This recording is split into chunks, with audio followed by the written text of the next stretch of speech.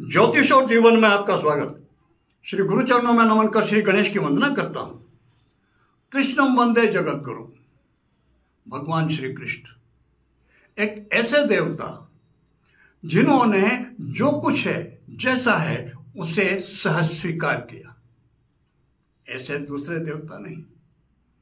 भगवान कृष्ण हमेशा नाचते गाते, ऐसा स्वरूप किसी और देवता का नहीं। उनके साथ खेलने वाले बाल सखा भी उनको देवता न मान के धोल मार करके एक आना चल गैया चराने चलते, ऐसे बोल सकते थे। भगवान राम या किसी और देवता के साथ इस तरह की कल्पना नहीं कर सकते। इतना सहज, इतना सरल स्वरूप भगवान श्री कृष्ण का।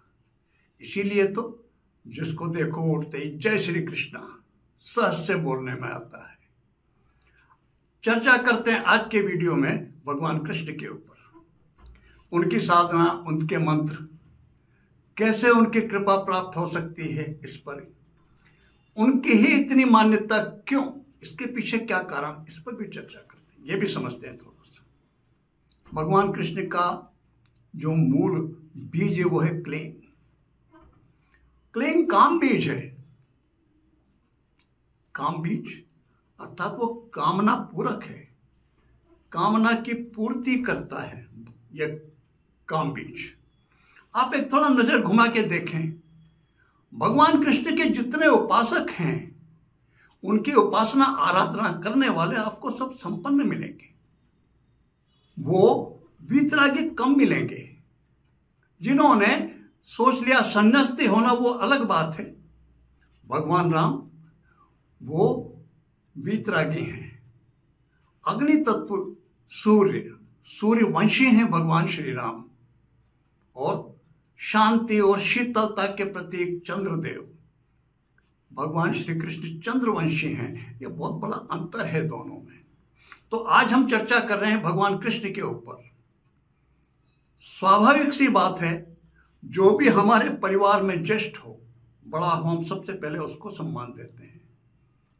किसी दूसरे को सम्मान देना हो तो, और हम चाहेंगे यदि कोई हमें सम्मान दे रहा है तो हम ये चाहेंगे कि वो हमारे जो बड़े हैं पहले उनको दे।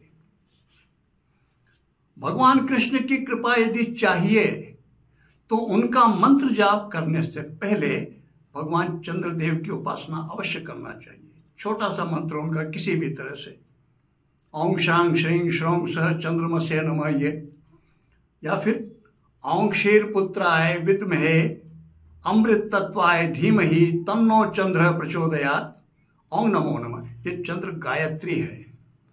यह करने के बाद फिर श्री कृष्ण का के मंत्र का जप करना चाहिए।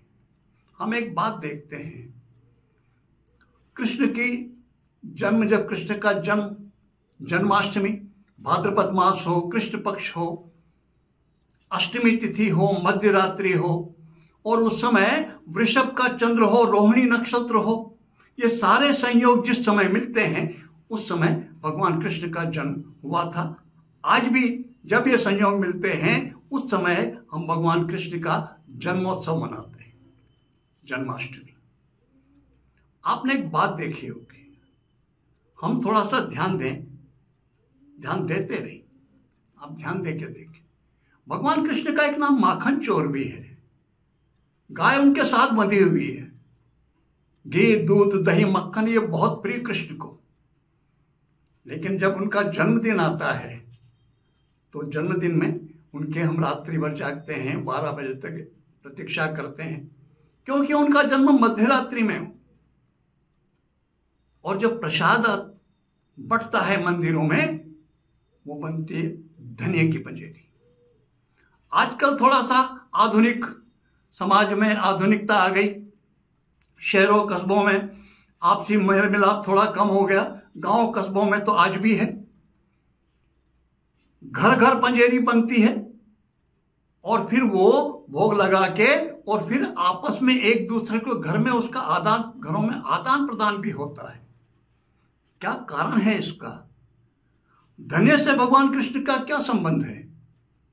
जब दूध, दही, मक्खन इतना प्रिय, तो दूध की कोई, मावे की कोई मिठाई, ड्राई फ्रूट वगैरह कुछ वो हमारी जो सनातन संस्कृति और हमारे ऋषि मनीषियों ने हमारे यहाँ पर जो हमारे जीवन की जो पद्धति है उसमें 4 आश्रमों के और 4 पुरुषार्थों की चर्चा की है। उसमें 4 पुरुषार्थ, 4 आश्रम, ब्रह्मचर्य आश्रम, गृहस्थ आश्रम, उसके बाद फिर वानप्रस्थ और फिर संन्यास, ये सब।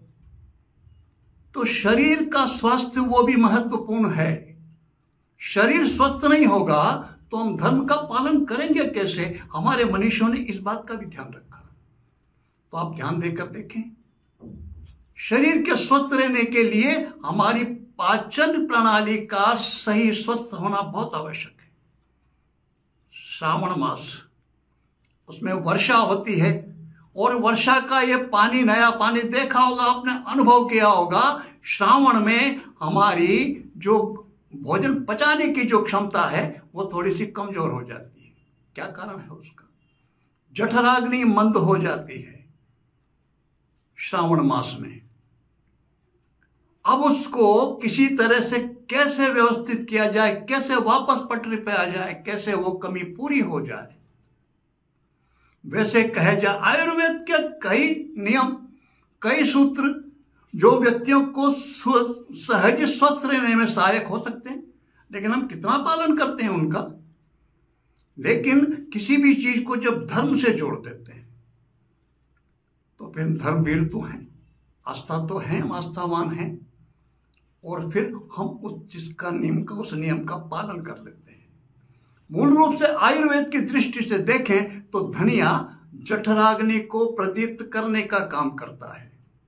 हमारी रसोई में जितने भी पदार्थ हैं ये सब के सब औषधि का काम करते हैं। क्या काली मिर्च, क्या लौंग, क्या इलायची, क्या सौंफ, हल्दी, ये सब के सब आयुर्वेदी औषधि तत्व रखते हैं अपने अंदर बहुत। धनिया का प्रधान कार्य है जठराग्नि को प्रदीप्त करना। तो श्रावण मास निकल जाता है और जठराग्नि हमारी मंद हो जाती है। फिर आती है जन्माष्टमी, भाद्रपद मास के कृष्ण पक्ष में अष्टमी को। तो प्रसाद के रूप में धनिया की पंजेरी सबके खाने में आती है। जब घर में बनती है 2-5 दिन वो चलती है, चलनी चाहिए। यदि आपके घर में ऐसा नहीं होता तो आप करिए इसको, भगवान को प्रसाद भी चढ़ाइए, वो भी हो जाएगा। और जो बचेगी फिर 5-7 दिन परिवार के सदस्यों के वो जब भोजन में खाने में आएगी तो जठराग्नि में जो भी नुकसान हुआ है श्रावण मास के पानी बदलने के कारण, उसकी पूर्ति हो जाएगी। यह कारण है जन्माष्टमी को धनिया की पंजेरी का। अब पुनः आते हैं फिर उनकी उपासना पर, साधना पर।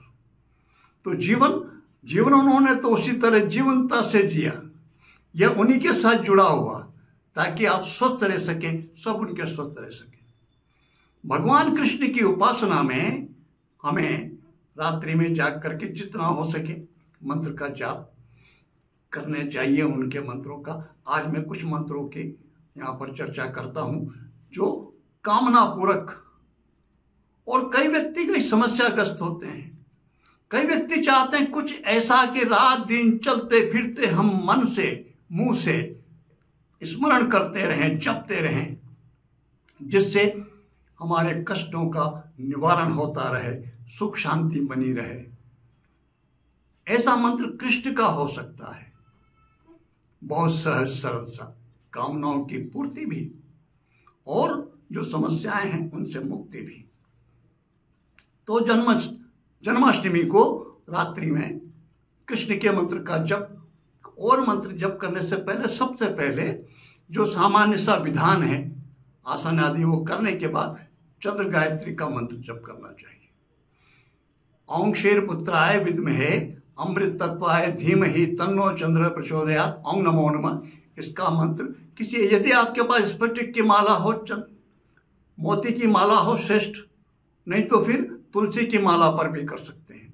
कृष्ण के मंत्र तो तुलसी की माला पर ही किए जाने चाहिए।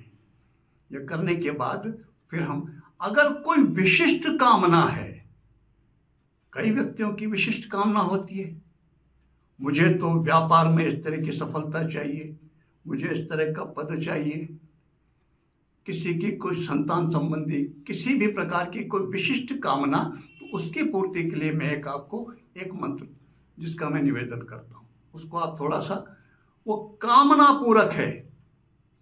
जैसी भी कामना, कोई भी एक लक्ष्य और एक कामना पूर्ति के लिए इस मंत्र का अनुष्ठान किया जा सकता है। कृष्ण जन्माष्टमी से प्रारंभ करें और करने के बाद फिर जितना आपसे कम से कम एक माला प्रतिदिन का नियम तो लेना ही चाहिए। तब तक चलना चाहिए जब तक हमारी कामना पूर्ति ना हो जाए। और वो मंत्र है श्रीं ह्रीं क्लीं गोपी जन वल्लभाय स्वाहा क्लीं ह्रीं श्रीं नमो नमः। इस मंत्र को हम अनुष्ठान के रूप में स्वीकार करें।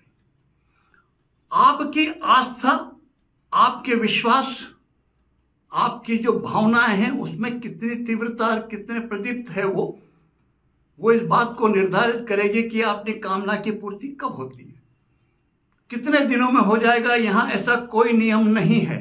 वो साधक की श्रद्धा पर, आस्था पर और उसकी जो अंतर चेतना उसमें कितना जुड़ती है इष्ट के साथ, इस पर यह निर्भर करता है। यह करने के बाद अब चाहते हैं कोई व्यक्ति कि नहीं, मेरी ऐसी कोई विशिष्ट कामना नहीं, लेकिन मैं यह चाहता हूं या मैं यह चाहती हूं कि जीवन भर एक जो भी कुछ सब कुछ सारे व्यवस्थाएं सब व्यवस्थित रूप से चलते रहें। ऐसा कोई मंत्र सहसा जिसे मैं अपने नैमित्तिक पूजन में शामिल कर लूं और सब कुछ सहजता से सब कुछ सही होता रहे, उसके लिए छोटा सा मंत्र है और वह है श्री कृष्ण गोविंदाय नमः स्वाहा। श्री कृष्ण गोविंदाय नमः स्वाहा। ऊपर जो मंत्र उसमें श्रीं ह्रीं क्लीं है, वो बीज मंत्र है। यहां पर यह श्रीं, हम इसको श्रीं उच्चारण हमारा वही लगेगा, श्रीं नहीं बोलेंगे। श्रीं ह्रीं क्लीं गोपीजन वल्लभाय स्वाहा क्लीं ह्रीं श्रीं नमो नमः। और यहां श्रीं कृष्ण गोविंदाय नमः स्वाहा, मां नहीं निकलना चाहिए, श्रीं नहीं बोलेंगे, श्रीं बोलेंगे। श्रीं कृष्ण गोविंदाय नमः स्वाहा। अब श्रीं क्या है? श्रीं एक तरह से कृष्ण के लिए राधा का स्वरूप है और कृष्ण की जितनी भी शक्तियां, जो भी कुछ उनकी ऊर्जा और राधा की आह्लादनी शक्ति में है। जो पहला मंत्र है शुरू का जिसमें मैंने कामना पूर्ति की, उसमें भी पहले श्रीं ही है। इसमें भी श्रीं कृष्ण गोविंदाय नमः स्वाहा, इसका एक माला का तुलसी की माला पर नियम ले लीजिए और नियमित रूप से इस मंत्र का जप करते रहिए। हमारे पूजन का दैनिक जो पूजन है आप काम करते हैं उसमें शामिल कर लें इसको, बिना किसी कामना का कुछ संकल्प छोड़ने की आवश्यकता नहीं। सब कुछ व्यवस्थित चलता रहेगा। कई व्यक्ति चाहते हैं, और विशेष करके ये प्रश्न महिलाएं अधिक करती हैं, कोई ऐसा मंत्र। उस मामले में एक भागवत का मंत्र बड़ा प्रसिद्ध है और एक ऐसा मंत्र जो अपने आप में सिद्ध मंत्र है, इसे किसी प्रकार से जागृत सिद्ध करने की आवश्यकता ही नहीं। और वो कृष्ण मंत्र बहुत प्रसिद्ध मंत्र है, जानते सब। कृष्णाय वासुदेवाय हरे परमात्मने प्रणत क्लेशनाशाय गोविंदाय नमो नमः। यह श्रीमद् भागवत का मंत्र। लेकिन इसको जब मंत्र रूप में हम प्रयुक्त करेंगे तो इसमें थोड़ा सा परिवर्तन करना पड़ेगा। और वो क्या है? कृष्णाय वासुदेवाय हरे परमात्मने प्रणत क्लेशनाशाय श्री गोविंदाय नमो नमः। यहाँ इसके आगे हम गोविंद के नाम के आगे श्री लगाएंगे। श्री क्या? ये श्री राधा हैं। राधा से जब संयुक्त होते हैं गोविंद, तभी वो परिपूर्ण होते हैं। और जैसे ही इस मंत्र में श्री और ये मंत्र के रूप में, मंत्र यानी कि विचार के रूप में काम करता है। और विचार क्या है? कृष्ण, हे वासुदेव, हे हरि, हे परमात्मा, उन्हीं को कहा गया, उनको संबोधन करके कहा गया इस मंत्र में, हे कृष्ण, हे वासुदेव, हे हरि, हे परमात्मा, हे परमात्मा। हम कुछ नहीं कर सकते, केवल आपको प्रणाम भर कर सकते हैं और केवल हमें हमारे प्रणाम करने भर से, हे कृष्ण, हे वासुदेव, हे हरि, हे परमात्मा, हमारे सारे क्लेशों का नाश करो। जब क्लेशों का नाश हो जाता है तो स्वतः आनंद की सृष्टि तो जीवन में स्वतः हो जाती। किसी न किसी प्रकार का, किसी भी प्रकार का आत्मा में, मन में कोई क्लेश यदि हो तो जीवन सुखमय अनुभव नहीं होता। उसी क्लेश को नष्ट करने में यह मंत्र बहुत कारगर है। इसको कैसे भी आसन पर बैठ कर के भी जपा जा सकता है और चलते फिरते किसी भी अवस्था में हो, हम सफर में हो, बस में बैठे हो, ट्रेन में बैठे हो, चल रहे हो, बैठे हो, घर में हो, बजाय इसके कि मन में कुछ उल्टे सीधे विचार चले, उसके बजाय इस मंत्र को, इस विचार को चलाया जाए। मंत्र का अर्थ ही विचार होता है। मंत्र का अर्थ क्या होता है? मंत्र का अर्थ होता है विचार। एक विचार क्या चलाएं? हे कृष्ण, हे वासुदेव, हे हरि, हे परमात्मा, केवल हमारे आपको प्रणाम करने भर से हमारे क्लेशों का नाश करो। ये प्रार्थना, ये विचार मस्तिष्क में चलाएं। भगवान कृष्ण, जैसा कि मैंने आपसे निवेदन किया, वो आनंद के, प्रसन्नता के, सर्वविधि सब कुछ सहज स्वीकार करने की प्रेरणा देते हैं। ऐसे देवता का जन्म अभी भाद्रपद मास में आने वाला है, उसका लाभ उठाएं और उनकी कृपा प्राप्ति के लिए उनका नाम स्मरण अवश्य करें। भगवान श्री कृष्ण आप सब पर कृपा करें, आप सबका जीवन आनंदित करें, आनंदमय करें। इसी प्रार्थना के साथ मैं आप सबको नमन करता हूँ। नमस्कार।